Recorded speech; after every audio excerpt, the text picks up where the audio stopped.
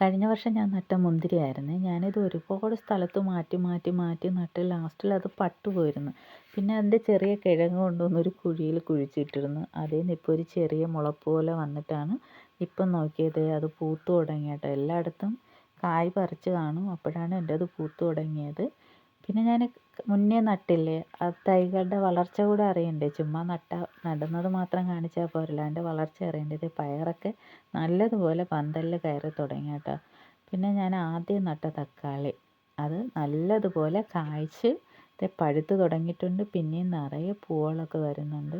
ഞാൻ ഏറ്റവും കൂടുതൽ മുൻഗണന കൊടുക്കുന്നത് തക്കാളി, പയർ അങ്ങനെയുള്ള തൈകൾക്കാണ് കേട്ടോ. അമരയ്ക്ക ഇതൊക്കെ നമുക്ക് പെട്ടെന്ന് പിടിച്ച് കിട്ടാൻ പാടുള്ളതാണ്. അപ്പോൾ അങ്ങനെയുള്ളതിനാണ് ഞാൻ കൂടുതൽ മുൻഗണന കൊടുത്ത് നടുന്നത്. തക്കാളി തൈക്ക് ഇപ്പോൾ ഏറ്റവും കൂടുതൽ നല്ലതായിട്ട് വളമെന്ന് പറയുന്നത് കഞ്ഞിവെള്ളത്തിൽ ചാരവും കൂടി ഇട്ട് വെച്ചിരുന്ന് അത് ഒഴിച്ചു കൊടുത്താൽ അതിനിങ്ങനെ വാട്ട രോഗമൊന്നും വരാതെ നല്ല പച്ചപ്പിൽ തന്നെ കിട്ടുന്നുണ്ട്.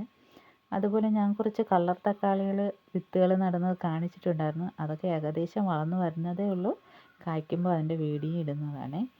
പോയിട്ട് ഞാൻ എല്ലാം നട്ടിട്ടുണ്ട്. പടവലം, പാവൽ, വെണ്ട എല്ലാം നട്ടിട്ടുണ്ട്. പക്ഷേ ഏറ്റവും കൂടുതൽ ഞാൻ കൃഷിക്ക് മുൻഗണന കൊടുക്കുന്നത് തക്കാളിക്കാണ്.